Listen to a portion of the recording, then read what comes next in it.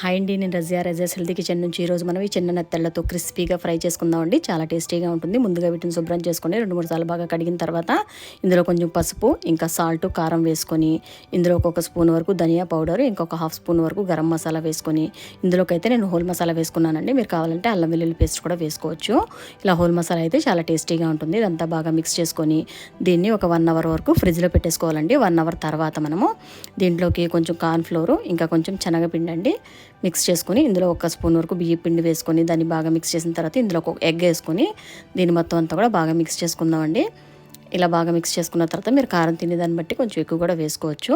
So ఇప్పుడు దీన్ని stove మీద ఒక ప్యాన్ పెట్టుకొని అది బాగా హీట్ ఎక్కిన తర్వాత ఇందులోకి ఈ ఒక్కొక్కటిగా ఈ ఫిష్ వేసుకొని మొత్తం అంతా ఒకసారికి వేస్తే అతుక్కుపోతాయండి. ఇలా వేరువేరుగా మనం కొంచెం విడిచేస్తూ దీన్ని వేసుకొని ఫ్రై చేసుకుంటే చాలా క్రిస్పీగా ఉంటాయండి. పిల్లలకి ఈవినింగ్ స్నాక్స్ కింద కూడా ఇవి చాలా బాగుంటాయి. ముళ్ళేవి మనకి గుచ్చుకోవండి, చాలా క్రిస్పీగా ఉంటాయి. టమాటా సాస్తో కానీ చిల్లీ సాస్తో కానీ ఇది తీసుకుంటే చాలా బాగుంటుంది. అలాగే పప్పుచారులో కూడా పిల్లలు ఇష్టపడితే పప్పుచారులో కూడా ఇది టేస్ట్ చేస్తే చాలా టేస్టీగా ఉంటుందండి. ఫ్రై చాలా క్రిస్పీగా ఉంటుంది. ఈసారి ఎప్పుడైనా కూడా నెత్తళ్ళు ఇలా ఉన్నప్పుడు మీరు ఇలా ట్రై చేయండి. చాలా క్రిస్పీగా టేస్టీగా ఉండే ఫ్రై అండి. పిల్లలైతే మాత్రం మామూలుగా చిన్న నెత్తళ్ళు తినడానికి ఇష్టపడరండి పిల్లలు, కానీ ఇలా ఫ్రై చేసి పెడితే మొత్తం ప్లేట్ అంతా కూడా తినేస్తారు. అంత టేస్టీగా ఉంటుందండి, చాలా బాగుంటుంది. ఈసారి తప్పకుండా ఇలా ట్రై చేయండి. క్రిస్పీ నెత్తళ్ళ ఫ్రై చాలా చాలా టేస్టీగా ఉంటుంది.